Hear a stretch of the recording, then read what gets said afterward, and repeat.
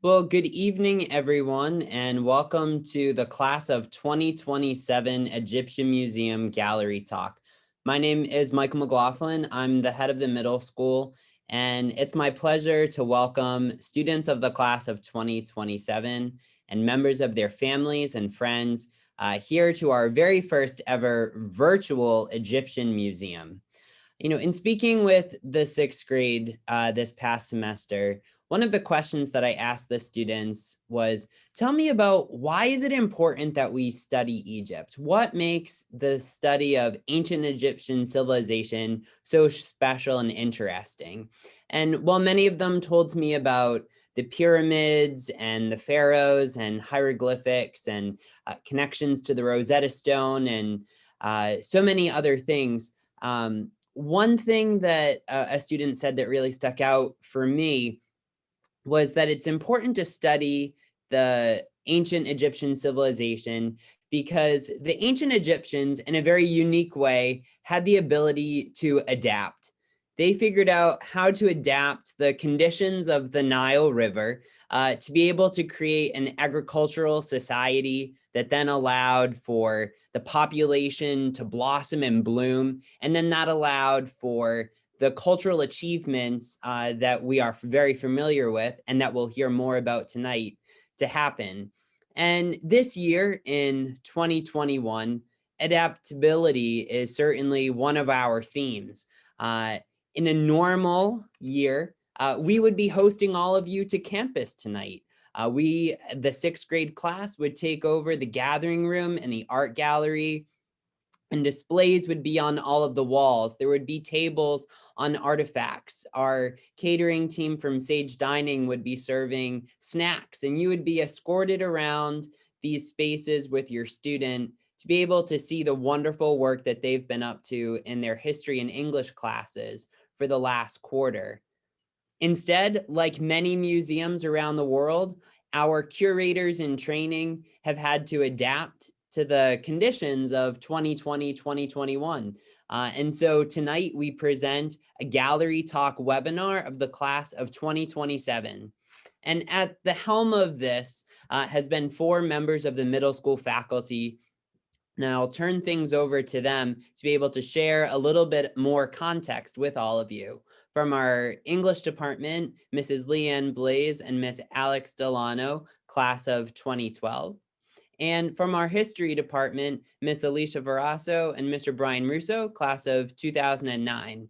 And so I'll turn things over to my colleagues. And then for the most exciting part of our evening, turning things over to our students of the class of 2027.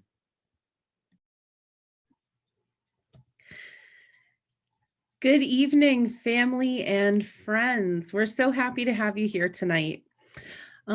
My name is Leanne Blaze. I am the 6th grade English teacher. And I have been a part of the Egypt Museum for a number of years now. The 6th grade Egypt Museum first came together in 2017. It was a project that was inspired by the novel Wonder by R.J. Palacio.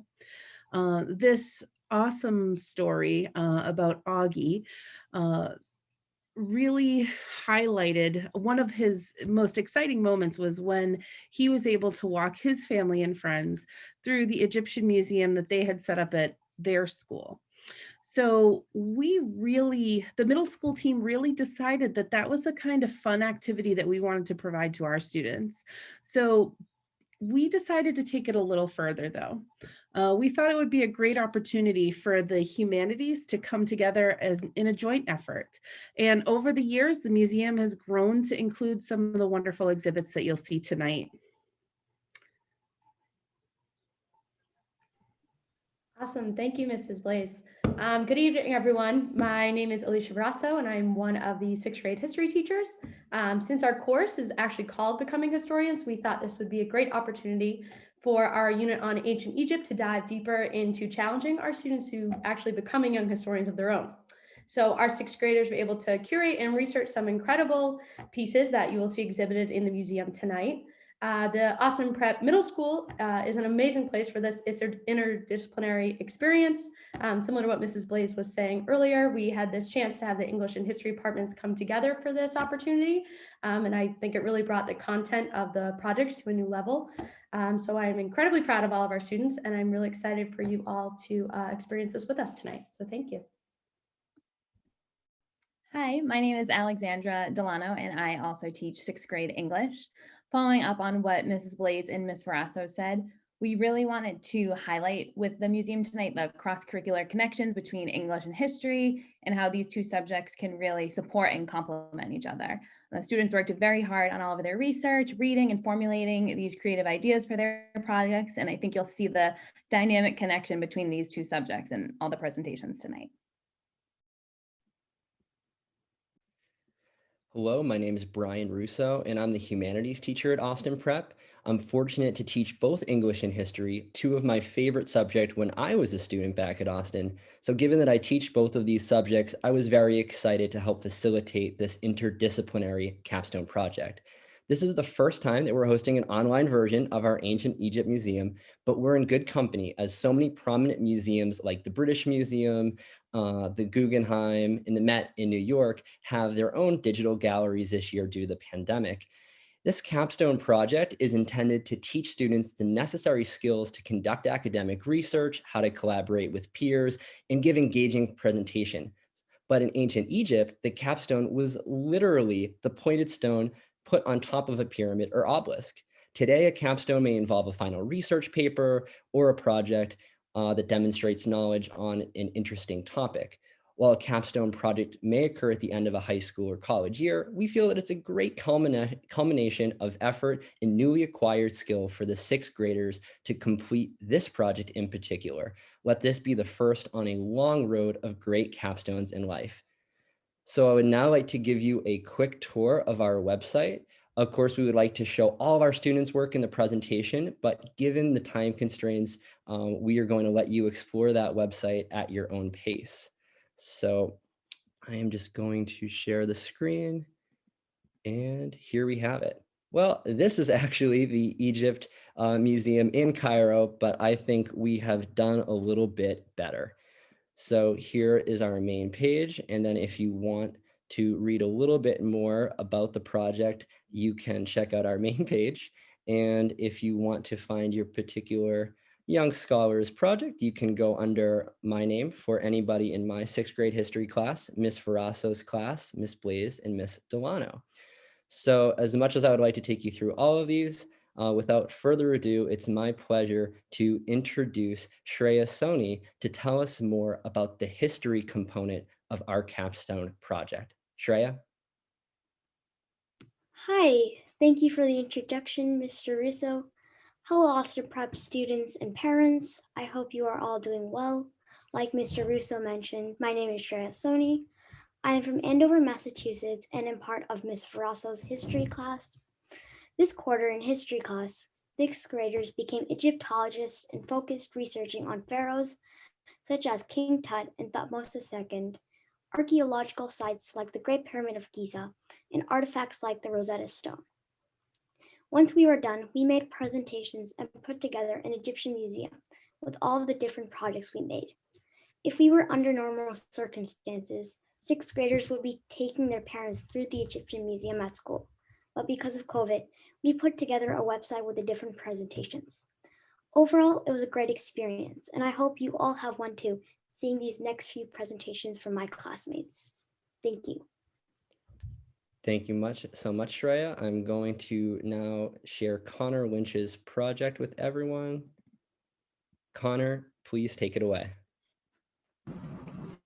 Hello, friends and family and fellow classmates. My name is Connor Lynch and I live in Tewksbury, Massachusetts, and I would love to share with you this project that I made. It's about the Valley of the Kings in Luxor, Egypt, and it is the place where famous Egyptian pharaohs in history lay. Here's a map of the tombs. Feel free to look at it as I read some context.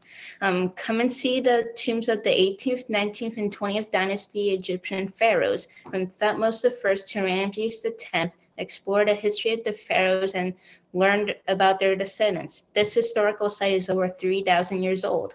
Did you know that the Egyptians buried their pharaohs as early as 1500 BCE? The Valley of the Kings. It is located on the west bank of the Nile River, approximately 400 miles south of Cairo, the capital city of Egypt. Geology facts. The tombs and chambers were carved out of 1,000 feet of limestone. The sedimentary rock was deposited between 35 to 56 million years ago. The light rain carved the valley over time. There were rocks that were finely grained to coarse stone in the valley, which made it inconsistent and structurally unsound. Some tombs were altered in form and size depending on the types of rocks to make it fit into the chamber. Information about the Valley of the Kings. Over 60 tombs were buried here. There are over 100 underground chambers. Ancient Egyptian pharaohs were buried inside of these tombs. Beautiful artwork called hieroglyphics were carved along the walls of the chambers and on the tombs. The most famous pharaoh, King Tutankhamun, also known as King Tut, was buried here. Tomb facts. The workers during that time period lived in Egypt, in the Egyptian city called Deir el-Medina, which was over 3 miles away. All sorts of different cultures have been known to write on these tombs. Historians found these cultures included Greek, Latin, and Phoenician. Almost all the tombs have been robbed from their treasures. However, King Tut's tomb was found undisturbed. Excavation. KV1 through KV62 tombs were discovered as early as 1743 through 1922. The most recent discovery was in March 2005 by Dr. Otto Scotten and Earl L. Ertman. This tomb was named KV63, King Valley Discovery number 63. It was the tomb of an infant who was about 2 feet long. The tomb was made out of gold. Other facts. The Valley of the Kings is also known as the Valley of the Gates of the Kings. In 2008, archaeologists discovered 2 further entrances. Scholars say that the Valley of the Kings is a key to Egyptian history to learn more about the pharaohs' lives during these dynasties. It is designated as a World Heritage Site by the UNESCO, the United Nations Educational, Scientific, and Cultural Organization. And here are some photos of the Valley of the King entrances, exits, and what's the components of the tombs.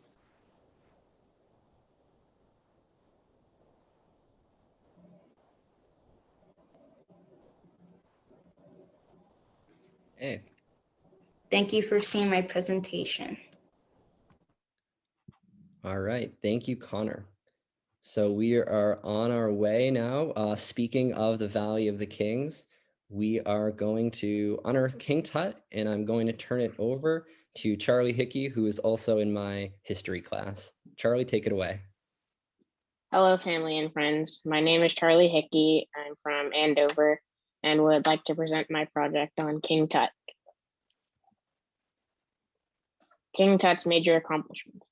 King Tut restored Egyptian polytheistic religion from the monotheistic religion of Antinism established by his father, Pharaoh Akhenaten. King Tut also issued a decree restoring temples, images, personnel, and privileges related to the older gods. Finally, he restored peaceful relations with Egypt's neighbors that had been lost when his father reigned. Facts. King Tut ruled from 1332 BCE to 1323 BCE. He started to rule Egypt when he was only 9 years old. He was the 12th pharaoh of the 18th Egyptian dynasty. Family facts. His father was Akhenaten, Amenhotep IV, who also ruled Egypt before him. His mother was most likely one of Akhenaten's sister. He married Ankhesenamun, his half-sister, and the daughter of Akhenaten and Queen Nefertiti. About his tomb and death. King Tut was buried in the Valley of the Kings. It is believed that with his early death, he had a hasty burial with a smaller tomb. His tomb was sealed 70 days after his death. There were no records of him after death, so he was forgotten for centuries. Later, his tomb was discovered on November 26, 1922, by Howard Carter. The most elaborate item found in his tomb was a stone sarcophagus with 3 tombs, the last made of gold. His death mask was gold, which could represent Osiris. It is made from more than 22 pounds of gold and gemstones, and its estimated worth is $2 million. It is one of the most famous works of art in history. Thank you. Great. Thank you, Charlie. So just as we had Connor and Charlie both in the Valley of the Kings, if you were listening to what Connor was saying, he mentioned that one of the cities nearby the Valley of the Kings was where a lot of the workers lived. So now we're going to put on our archaeology hats and head over to Deir el-Medina, and I'm going to turn it over to Mia Romancic to talk about this site. Thank you. Hello, I'm Mia Romancic. I'm in 6th grade and I live in North Andover. I will be presenting Deir el-Medina. Deir el-Medina is the full name. It's located in Al Qorna, Luxor Governorate, Egypt. Amenhotep I founded Deir el-Medina. It was built in 1541 to 1520 BCE. Deir el-Medina was built to house artisans, craftsmen, and royal tomb builders. Deir el-Medina was dedicated to Ptah. Ptah was the god of craftsmen and artisans. The people that lived in Deir el-Medina believed Ptah made the world. They believed Ptah made other gods by first imagining them in his heart and using his voice to breathe them to life, similar to how Catholics believe God made humans. This is a map of Deir el-Medina. If you came to Deir el-Medina, you would most likely go to the Valley of the Kings because it's within walking distance. The Valley of the Kings is tombs cut into the sides of the valley, and pharaohs and powerful nobles between the 16th and 11th centuries BC were buried. Deir el-Medina had relatively well-preserved place, so you should get to see a different side of ancient Egypt. You can take a Luxor tour, which features the temples and also includes Deir el-Medina. Try to avoid midday. No articulacy to the summer because it gets very hot. You can visit the remains of what was the temple dedicated to Hathor. That's the Valley of the Kings and the Temple of Hathor. These are some places in the Temple of Hathor or around there. The votive chapels, the Roman Chapel of Isis, and the Temple of Amenhotep I. Thank you for listening. Hey, thank you. So now we are going to move on to Sydney Retch. Sydney, if you want to tell us all about your pharaoh, we're all yours. Thank you. Hi everyone, I'm Sydney Rack and I'm in Miss Ferrasa's A-Block history class. I made a short slides presentation on the pharaoh Samarkand that I would like to share with everyone. All about Samarkand by Sydney Rack. Some facts about Samarkand. He ruled from 2925 to 2916 BC. He was the 6th pharaoh of Egypt and he was a part of Egypt's first dynasty, who ruled 8.5 years, which is pretty short compared to the time that other pharaohs ruled. Samarkand's family. Anajeb was his father, his mother was Betrest, and he had no siblings. His dad was a pharaoh and his mom was a queen.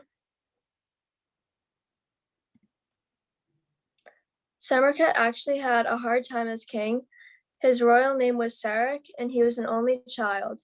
He was buried in Tomb U when he died.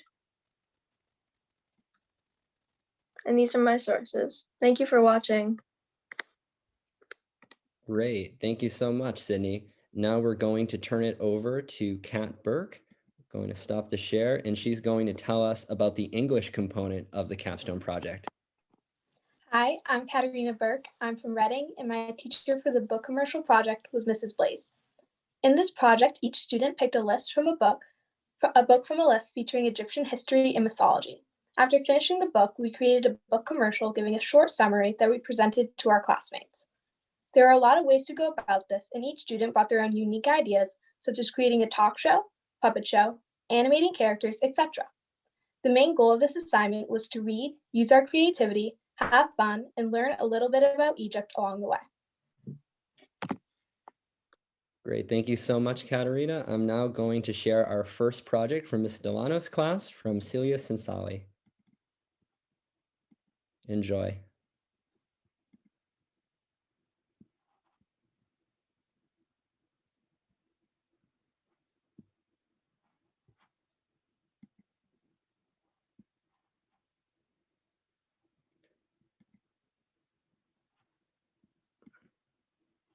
We're going to pause that for a second and see if we can open Alex's. So this is Alex Vigorito's commercial.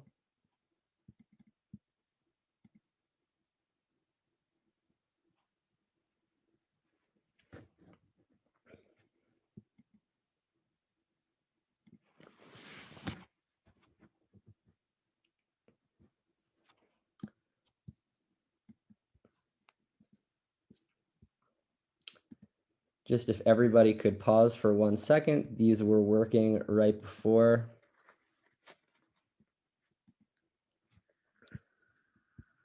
We are going to go and use our website in a change of plans, and now you get to see how the website actually works.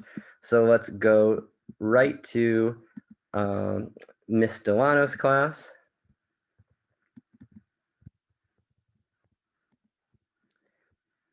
And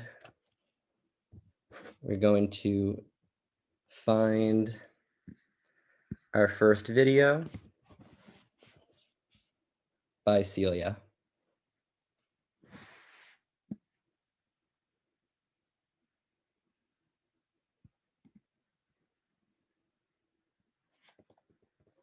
Do you have so much time in your life that you wish you could find the perfect book to read? Yes! Then buy The Red Pyramid by Rick Riordan. It's an amazing book about ancient Egypt. It's about two kids who barely know each other and get into a life-threatening situation. And it's available on Amazon for just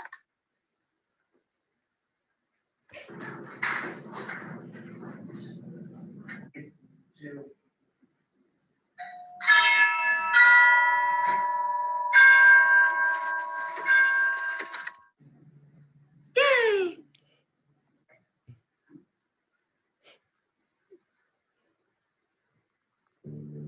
Wow, that was an amazing book. I've got to write to one of my friends about this. An email from Yoda. Dear Celia, I found an amazing book called The Red Pyramid by Rick Riordan. You should read it. The book is about two siblings, Sadie and Carter Kane, who find themselves in danger once their father gets captured by Set, the god of chaos, war, and storms. With the help of Bast, the Egyptian goddess of cats, and their uncle Amos, they start to learn magic and combat fighting. I especially like when they visited Elvis Presley's mansion. Also, you get to go to New York, California, and Egypt without even leaving your home. It was so good. I would rate this book a 5 out of 5 stars. However, it is long, but I know you can handle a long book. I miss you, from Baby Yoda. My book's here!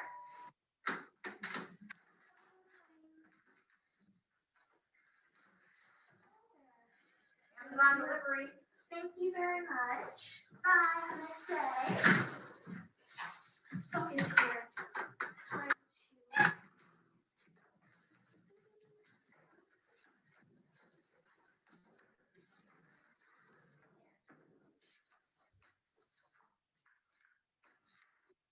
The Red Pyramid by Rick Riordan is available at bookstores near you. No Star Wars copyrights were infringed in the making of this commercial. All right. Very informative and entertaining. So now we are going to move on to our second presentation, our commercial by Alex Vigorito. I'm glad that we have this opportunity to use our site.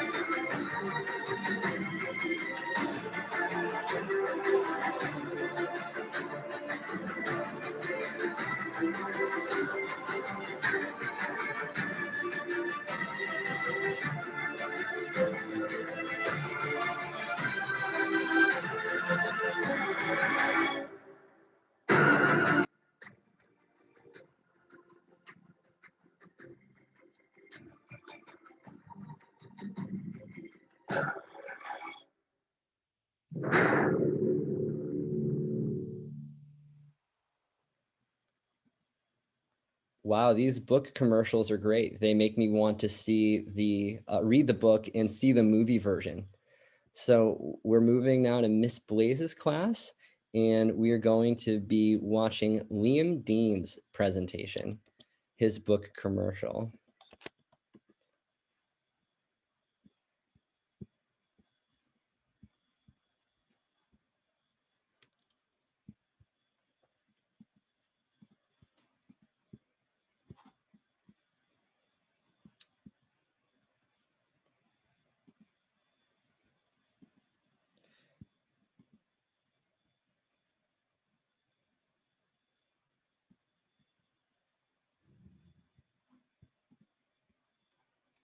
There we go.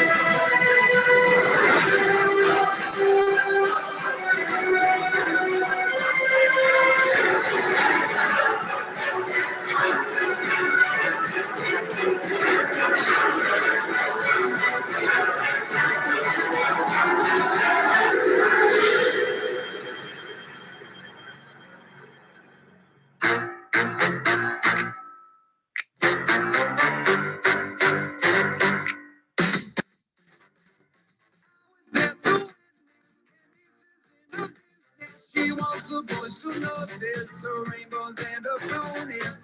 She was educated.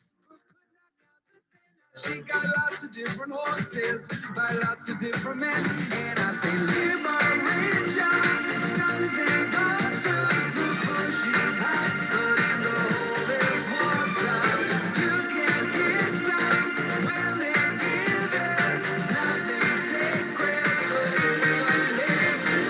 Hey, oh, here she goes, either a little too high or a little too low. Ain't no self-esteem and vertigo, 'cause she thinks she's made of candy.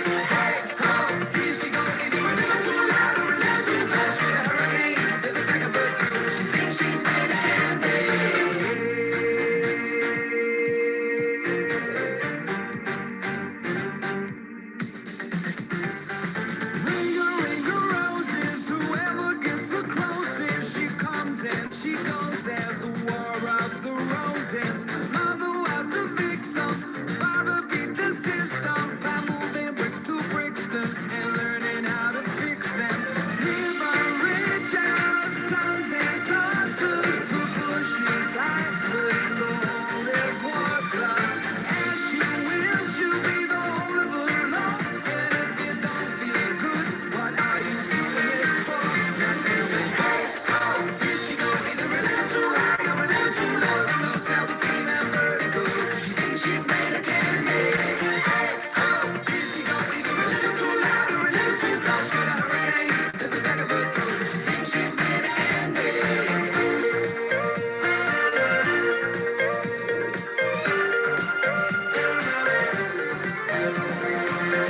Liberation, sons and daughters, the bush is high, but in the hole there's water.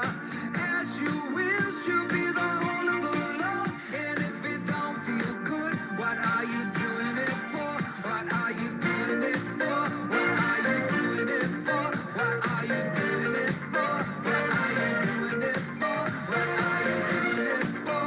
What are you doing it for? What are you doing it for? What are you doing it for? Hey, ho, here she goes, either a little too high or a little too low. No self-esteem and vertigo, 'cause she thinks she's made of candy. Hey, ho, here she goes, either a little too loud or a little too close. Got a hurricane to the back of her throat, 'cause she thinks she's made of candy. Hey, ho, here she goes, either a little too high or a little too low. No self-esteem and vertigo. All right. Thank you, Liam. I love all of these soundtracks. They should all be Oscar nominated. So last but not least, we have Isabella Bianco's presentation. I think that was maybe at the top.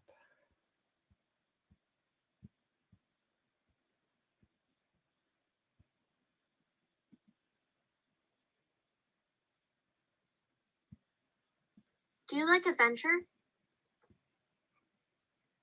Do you like magic?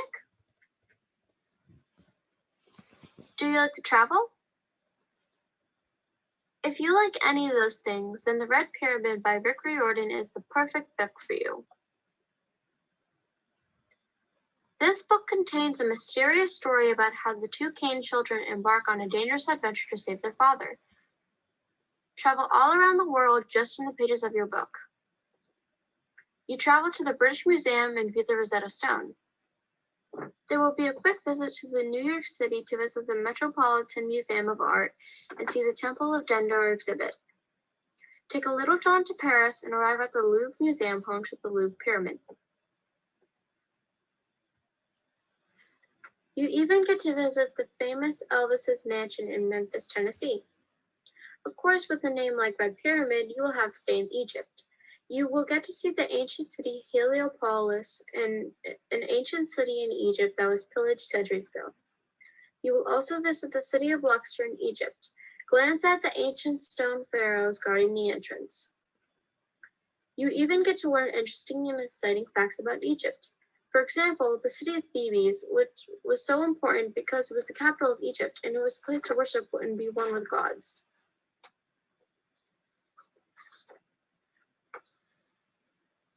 Learn about how ancient Egyptians used their calendar with 360 days in a year. Meet the pharaoh, Khufu, who constructed the Great Pyramid. Interesting fact, it was believed to have been the tallest structure in the world for almost 4,000 years. Learn about Alexander the Great. By the way, he conquered Egypt and founded a line of Greek kings to rule over Egypt. He was also Cleopatra's brother. You even get to witness the hosting of gods to this though this is very dangerous, but you're just going to have to find that out for yourself. Learn how the Cain family saves humanity. Or do they? Your adventure awaits you.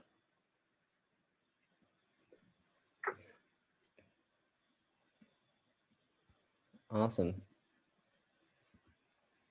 So let's give a big hand to all of our presenters and everyone for being here tonight. We're very grateful for all parents and students, faculty, and all members of the Austin Prep community that have attended tonight's Egyptian Gallery presentation. I want to thank again all of our panelists and all of our presenters. The travel brochures were amazing. It was so fun to watch all of the commercials and great things for all of you ahead. So thank you, everybody. This is the end of the program. Have a great night.